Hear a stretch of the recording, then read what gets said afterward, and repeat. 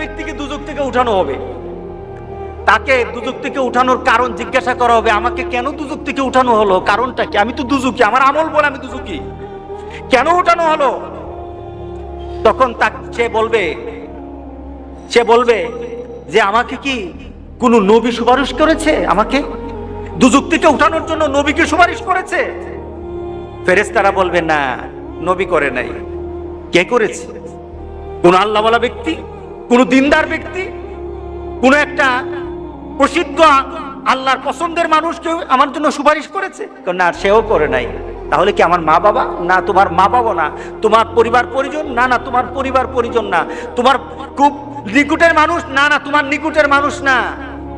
তোমার একটা বন্ধু ছিল, তুমি তাকে চিন্তা, তার একটা সম্পর্ক ছিল তোমার সাথে, কিন্তু সে যে চরিত্রের ছিল তুমি সে চরিত্রের ছিল না, কিন্তু সে তোমার মহব্বত করত, সে তোমাকে ভালোবাসতো, তোমার সাথে তার একটা চলাফেরা ছিল। সে জান্নাতে চলে গেছে আর তুমি দুজকে। সে জান্নাতে তোমাকে খুঁজতেছিল, আমার বন্ধু কোথায়, আমার বন্ধু কোথায়? সে খুঁজতেছিল তোমাকে, জান্নাতে তুমি খুঁজে পায় নাই। তখন আল্লাহকে বলেছে, আল্লাহ আমার বন্ধু কোথায়? তোর বন্ধু তো দুজকে, তোর বন্ধু তো দুজকে। তখন আল্লাহর কাছে বলবে, মাবুদ আমি তো বন্ধু ছাড়া থাকতে পারবো না।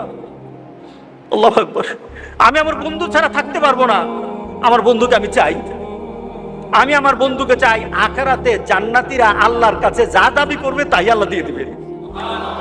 সুবহানাল্লাহ। তাকে বলবে, আল্লাহর কাছে বলবে, আল্লাহ আমি আমার বন্ধুরে চাই, সে তো দুজকে, আমি দুজক বুঝি না, কিছু বুঝি না, আমার বন্ধুর আমি চাই, আমার বন্ধুকে আমি চাই।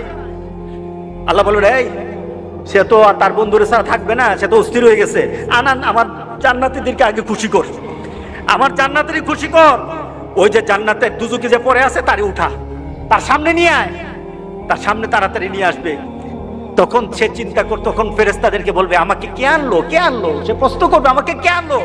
ওই যে তোমার একটা দুনিয়াতে বন্ধু ছিল, সে নামাজ পড়তো, সে দিনদারি ছিল, সে আল্লাহওয়ালা ছিল, তোমার জন্য ভালো চিন্তা করতো, কোনোদিন খারাপ চিন্তা করতো না, তোমার জন্য শুধু দুনিয়ার চিন্তা করতো না, আখিরাতের চিন্তা করতো।